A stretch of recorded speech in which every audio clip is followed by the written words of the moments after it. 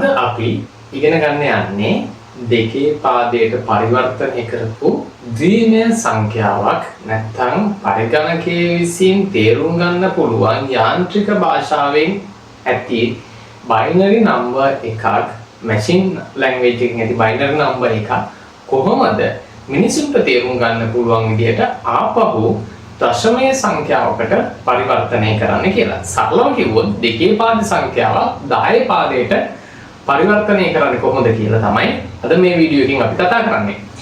ඊට කලින් මම පොඩි ගණිතමය පාඩමකට යන්න මේ දෙකේ බලවල අගයන් කොහොමද නිර්මාණය වෙන්නේ කියලා. ඔයාලට පේනවා දෙකේ බිඳුව, ඒ කියන්නේ ඕනම සංඛ්‍යාවක බිඳුවෙනි බලය දෙකේ බිඳුව විතරක් නෙමෙයි. 8 බිඳුව, 10 බිඳුව, 16 බිඳුව යන ඕනෑම සංඛ්‍යාවක බිඳුවෙනි බලය 1යි. දෙකේ පළවෙනි බලය 2යි. දෙකේ දෙවෙනි බලය කියන්නේ දෙක වැඩි කිරීම 2 4යි. දෙකේ තුන්වෙනි බලය කියන්නේ 8යි. දෙකේ 4 16. ඒ කියන්නේ දෙක 4 පාරක් වැඩි කරොත් 16යි. දෙකේ පස්වෙනි බලය 32යි. ඒ කියන්නේ දෙක 5 පාරක් වැඩි කරොත් 32 කියන සංඛ්‍යාව තමයි අපිට ලැබෙන්නේ. අපි බලමු දැන් මේ ඍණ සංඛ්‍යා. දැන් මේකේ දෙකේ පළවෙනි බලය කියන්නේ ධන. ඒ කියන්නේ දෙකේ පළවෙනි බලය 2යි. ඒක දෙකේ ඍණ එක කිව්වොත් 1.82යි. ඔයාලා දන්නවා 1.82 යගය 0.5යි. කියන්නේ 1 2කින් බෙදුවාම 0.5යි. දෙකේ ඍණ 2, දෙකේ 2 4 නම් දෙකේ ඍණ 2 1.84යි. 1.84 කියන්නේ 0.25. අපිට මේ ටික ගණන් ඕන වෙනවා මේ සංඛ්‍යා පරිවර්තනය කරනකොට දෙකේ පාද සංඛ්‍යාව 10 පාදයට පරිවර්තනය කරනකොට. දෙකේ ඍණ 3, දෙකේ 3 8 නම් දෙකේ ඍණ 3 වෙන්නේ 1.8යි. එතකොට 1.8 කියන්නේ 1 බෙදීම 8 0.125. හරි. දැන් අපි යමු මේ සංඛ්‍යා පරිවර්තනයේට කොහොමද දෙකේ පාද සංඛ්‍යාවක් 10 පාදයට පරිවර්තනය කරන්නේ කියලා.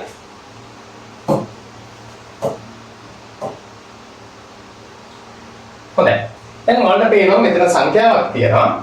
මේකේ දශම ස්ථානෙන් ඉඳන් වම් අත පැත්තට යනකොට දශම ස්ථානෙන් ඉඳන් වම් පැත්තට යනකොට ඒකේ ස්ථානීය අගය මෙන්න මේ විදිහට තමයි අගයන් වලට නිර්මාණය වෙන්නේ. මේ දශම ස්ථානෙන් ඉඳන් වම් පැත්තේ තියෙන එකේ සංඛ්‍යාව දෙකේ බිඳුව විදිහට අපිට ස්ථානීය අගය නම් කරන්න පුළුවන්. එතකොට ඊගා සංඛ්‍යාව එකකින් වැඩි වෙනවා. දෙකේ 1. මේක එතකොට දෙකේ 2 මේක දෙකේ 3. දැන් දකුණු පැත්තට යනකොට දශම ස්ථානේ ඉඳන් දකුණු පැත්තට යනකොට ඒක මොකද වෙන්නේ? ඒක වෙන්නේ දෙකේ ඍණ 1. එතකොට මේක දෙකේ ඍණ 2. ඔන්න ඔය විදිය තමයි වම් පැත්තට යනකොට ධන සංඛ්‍යා වලින් වැඩි වෙනවා. දකුණු පැත්තට යනකොට ඍණ සංඛ්‍යා වලින් වැඩි වෙනවා. අපි බලමු දැන් කොහොමද ඊගා ස්ටෙප් එක විදිහට මේක කරන්නේ කියලා. මේ හැම ඩිජිට් එකක්ම හැම දීර්ඝ අගයක්ම එයාට අදාළ ස්ථානීය අගයෙන් වැඩි කරන්න ඕන. අපි සමාන ලකුණු දා ගන්නවා. එතකොට 1 වැඩි කරන්න ඕන 2 3. ධන එකට එකතු කරන්න ඕන බිඳුව වැඩි කරන්න ඕන එයාගේ ස්ථානීය කීයද? 2 2. ධන 1 වැඩි කිරීම 2 1 ධන 1 වැඩි කිරීම 2 බිඳුව ධන මම ඊටු ටික මේ පැත්තෙන් යටින් ලියනවා 1 වැඩි කිරීම 2 ඍණ 1 ධන 1 වැඩි කිරීම 2 ඍණ 2. දැන් අපි මේක සුළු කරන්න ඕන 2 3 8යි 1 වැඩි කිරීම 8යි ධන 2 2 4යි නමුත් බිඳුවෙන් වැඩි කරන්න තියෙන්නේ. එහෙනම් අගයේ ඉන්නේ බිඳුවයි. ධන 2 1 2යි 1 1කින් වැඩි කරොත් 2යි. දෙකේ බිඳුව ඕනම සංඛ්‍යාවක බිඳුවනි බලය 1යි. ඒක 1කින් වැඩි කරොත් උත්තරේ 1යි. දෙකේ ඍණ 1 0.5යි. ඒක 1කින් වැඩි කරොත් 0.5ම තමයි. දෙකේ ඍණ 2 0.25 එක එකින් වැඩි කරොත් 0.25ම තමයි. හරි. දැන් මේක එකතු කරොත් අපිට එනවා 8යි 2යි 10යි 10යි මේ 1යි 11යි. පූර්ණ සංඛ්‍යා ටික වෙනම එකතු කරගන්න දශම සංඛ්‍යා ටික වෙනම එකතු කරගන්න. 0.5 ධන 0.25. එතකොට 0.5ට 0.25ක් එකතු කරොත් අපිට එනවා 0.75. අපි කරලා බලමු. දශම ස්ථාන එකකින් ලියා ගන්න. මේ 5 මෙහෙම ලිව්වා. 5යි 2යි 7යි. දශම තිත දීුවා 0. ඔන්න එහෙනම් අපිට එනවා මෙතන 0.75. පූර්ණ සංඛ්‍යාවට දශම සංඛ්‍යාව එකතු කරාම අපිට එනවා කීයද? 11.75. ඔන්න ඕක තමයි පිළිතුර. එහෙනම් පරිගණකයේ විසින් 1.1.1.1 කියන සංඛ්‍යාව එයා මේ විදිහට හැඳින්වුවාට මිනිසුන්ට ඒක තේරුම් ගන්න පුළුවන් වෙන්නේ 11.75. ඔන්න ඔහමයි ද්විමය සංඛ්‍යාවක් දශමයේ සංඛ්‍යාවක් බවට පරිවර්තනය වෙන්නේ. නැත්තම් මිනිස්සු කීබෝඩ් එකේ මිනිසුන් විසින් කීබෝඩ් එකේ 11.75 කියන සංඛ්‍යාව ටයිප් කරාට ඒක පරිගණකයේ තේරුම් ගන්නේ 1.11.11 විදියට. අපි බලමු තව ගානකින් මේක ගාන වලට එක්ස්පර්ට් ලෙවල් එකටම කොහොමද පුළුවන් වෙන්නේ කියලා. ඊගාවට ගානට යමු. අපි බලමු තව ගානකින් කොහොමද දෙකේ පාද සංඛ්‍යාවක් 10 පාදයට පරිවර්තනය වෙන්නේ කියලා. දැන් ඔයාලා දන්නවා එක් ද්විමය අගයේ ස්ථානීය අගයන් කොහොමද නිර්මාණය වෙන්නේ? කොහොමද එක් ද්විමය අගය එයාට අදාළ ස්ථානීය අගයෙන් වැඩි වෙන්නේ? ඒ වගේම එම ද්විමය අගයන් ටික සුළු වුණාට පස්සේ කොහොමද දශම ස්ථාන නැත්නම් දශමය අගයක් විදියට පරිවර්තනය වෙන්නේ කියලා. අපි බලමු මේ ගානේදීත් ඕක තවදුරටත් පැහැදිලි කරමු. කලින් වඩා ටිකක් ලොකු ගානක්. අපි බලමු එතකොට මේකේ සංඛ්‍යා වැඩි කිරීම ගොඩක් වෙලාවට අහු වෙනවා අපිට. කොහොමද බලමු මේක දශම වලට පරිවර්තනය කරන්න කියලා. හරි. දැන් මම කලින් වගේම මෙයාගේ ස්ථානීය අගයන් ටික නම් කරගන්නවා. එතකොට මේක දශම ස්ථානයේ ඉඳලා වම් පැත්තේ තියෙන පළවෙනි සංඛ්‍යාව 2.0. මේක 2.1. මේක 2.2. මේක 2.3. මේක 2.4. ඔයාලට පේනවා දශම ස්ථානයේ ඉඳලා වම් පැත්තට යනකොට එයාලගේ ස්ථානීය අගයන් එකින් එක වැඩි වෙගෙන යනවා. ඒ වගේම තමයි දශම ස්ථානයේ ඉඳලා දශම ස්ථානයේ ඉඳලා දකුණු පැත්තට යනකොට ඒව වැඩි වෙන්නේ ඍණ ගණන් වලින්. අපි බලමු මේක 2.1, මේක 2.2, මේක 2.3. හරි. දැන් අපිට තියෙන්නේ මේක එක් ද්විමය අගය එයාට අදාළ දශමය අගයෙන් වැඩි කරන එක. අපි බලමුකෝ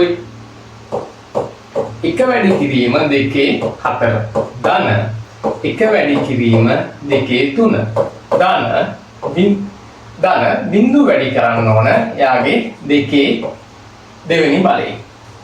ඒකට එකතු කරන්න ඕන මේ බිංදුව වැඩි කරන්න ඕන 2 පළවෙනි බලයෙන්.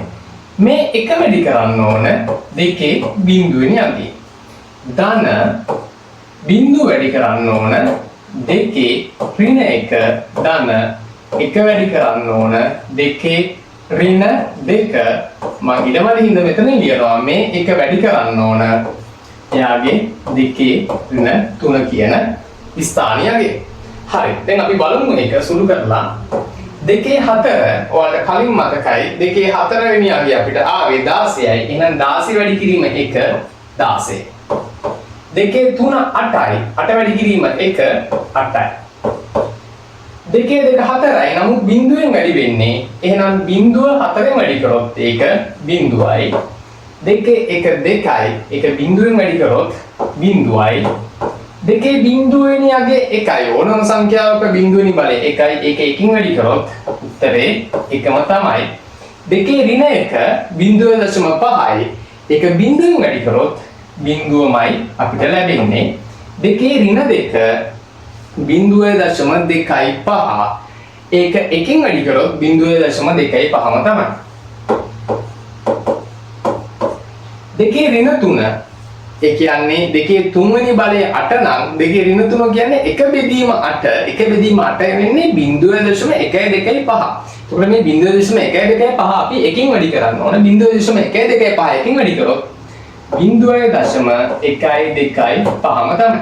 දැන් අපි පූර්ණ සංඛ්‍යා ටික වෙනම එකතු කරමු. දශම සංඛ්‍යා ටික වෙනම එකතු කරමු. පූර්ණ සංඛ්‍යා ටික වෙනම එකතු කරගත්තොත් 16යි 8යි 24යි 1යි 25යි. ධන 0.25ට 0.125 1.25 එකතු කරගන්න ඕන. අපි ඒක එකතු කරමු. 0.25ට එකතු කරන්න ඕන 0.125. එකතු කරොත් 5 5යි 2යි 7යි 3යි 1 2යි 1යි 3යි දශම බිංදුව. ඔන්න දශම ස්ථානාගයන් ටික අපි එක කෙලින් ලියාගෙන ඒක එකතු කරා. එතකොට අපිට දශම ස්ථාන වල දශම ගණන් වල අරියන් වෙනවා 0.3යි 7යි 5. අපි මේක එකතු කරගත්තොත් පූර්ණ සංඛ්‍යාව සහ දශම සංඛ්‍යාව 25.3යි 7යි 5. ඔන්න අපි ඒක සාර්ථකව හදාගත්තා. දීමයන් කොහොමද ටිකක් මේකේ සුළු කිරීම වැඩි ගණන් තිබෙත ඔයාලට පුළුවන් දේවල් ටිකක් ඉගෙන ගන්න. දීමයන් කොහොමද දශමයන්ගයක් බවට පරිවර්තනය කරන්න කියලා. නැත්නම් අනිත් පැත්තට අපි හිතුවොත් මේ 25.375 කීබෝඩ් එකේ ඔයාලා එන්ටර් කරොත් පරිගණකයේ තේරුම් ගන්නේ 1.1.0.1 විදියට. එතකොට 25.375 කීබෝඩ් එකේ එන්ටර් කරාට පස්සේ ඒක පරිගණකයේ තේරුම් ගන්නේ මෙන්න මේ සංඛ්‍යාව විදියට. අපි තව ගානකින් බලමු කොහොමද මේක සුළු කිරීම වැඩිපුර වෙනකොට අපිට දේවල් ඉගෙන ගන්න පුළුවන්. තව ගානකින් මේ කොටස ඉගෙන ගමු. හොඳයි අපි තව ගානකින් බලමු කොහොමද ද්විමේය සංඛ්‍යාවක් දශමයේ සංඛ්‍යාවක් නැත්නම් දෙකේ පාදයේ සංඛ්‍යාව එකක් 10 පාදයට පරිවර්තනය කරන්න කියලා. මම තව ගානක් තියෙනවා. අපි ඒ ගානත් හදලා සුළු කිරීම වැඩිපුර හදනකොට සුළු කිරීම වැඩිපුර තේරුම් ගන්නකොට ඔයාලට මේ ගණන් ක්‍රමය ලේසියෙන් ඉගෙන ගන්න පුළුවන්.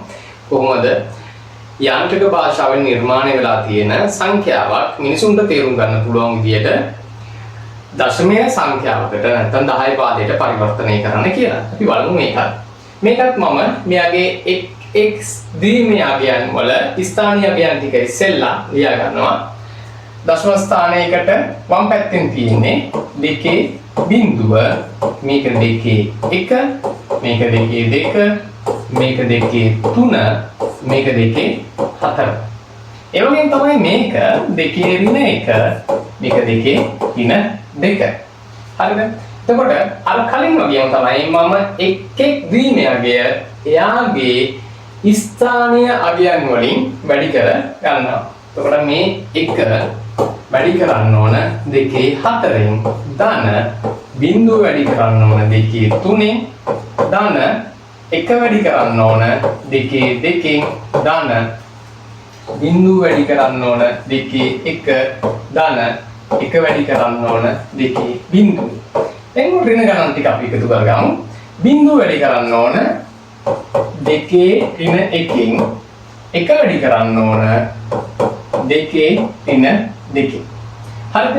ඔන්න අපි දැන් ඊගා පියවර සුළු කරන්න ඕන. 2 4 වලට මතකයි 16යි කියලා. එතකොට 16කින් වැඩි කරාම 16යි. 2 3 8යි. 8 බිංදුවෙන් වැඩි කරොත් බිංදුවයි. 2 2 4යි. 4කින් වැඩි කරාම 4යි. 2 1 2යි. නමුත් බිංදුවෙන් වැඩි කරන්න ගියොත් ඒක බිංදුවයි. 2 බිංදුව ඕන සංඛ්‍යාවක බිංදුවෙනි බලය 1යි. 1 වැඩි කිරීම 1 1යි. ධන 2 ඍණ 1 0.5යි. 0.5 බිංදුවෙන් වැඩි කරන්න තියෙන්නේ. ඒක උත්තරේ අපිට බිංදුවයි එන්නේ. 2 ඍණ 2 0.25. ඒක එකෙන් වැඩි කරන්න ගියොත් 0.25ම තමයි අපිට උත්තරේ විදිහට ලැබෙන්නේ. දැන් අපි ඉස්සෙල්ලා පූර්ණ සංඛ්‍යා ටික එකතු කරගත්තොත් මෙතන එනවා 16 ධන 4 1 16 4යි 20යි 1යි 21යි ධන 0.25 0.25ට මේ පූර්ණ සංඛ්‍යාව එකතු කරොත් අපිට එනවා උත්තරේ 21.25. ඔන්න අපි තව ද්විමේය සංඛ්‍යාවක් දශමයේ සංඛ්‍යාවක් බවට පරිවර්තනය කරා. ඔයාලට තේරෙනවා කොහොමද යාන්ත්‍රික භාෂාවෙන් තියෙන ද්විමේය සංඛ්‍යාවක් ඒක මිනිසුන්ට තේරුම් ගන්න පුළුවන් විදියට දශමයේ සංඛ්‍යාවක් විදියට බවට පරිවර්තනය කරන්න කියලා. නැත්නම් අනිත් පැත්තට හිතුවොත් මේ 21.25 අපි පරිගණකයේ අතුරු පූර්වයෙන් එන්ටර් කරොත් ඒක පරිගණකයේ තේරුම් ගන්නේ මෙන්න මේ සංඛ්‍යාව මෙන්න මේ ද්විමේය සංඛ්‍යාව විදියට. අපි තවත් මේ A-level ICT වල තියෙන සංඛ්‍යා පද්ධති පාඩමේ තවත් කොටසකින් ඊගා වීඩියෝ එකකින් හමු වෙමු. ඔයාලා මේ ගණන් ටික නැවත නැවතත් බලන්න. දවල් ඉගෙන ගන්න ඔයාලත් ගණන් නිර්මාණය කරලා මේ ආකාරයට පරිවර්තනය කරලා බලන්න දෙකේ පාද සංඛ්‍යාවක් කොහොමද 10 පාදයට පරිවර්තනය කරන්න කියලා.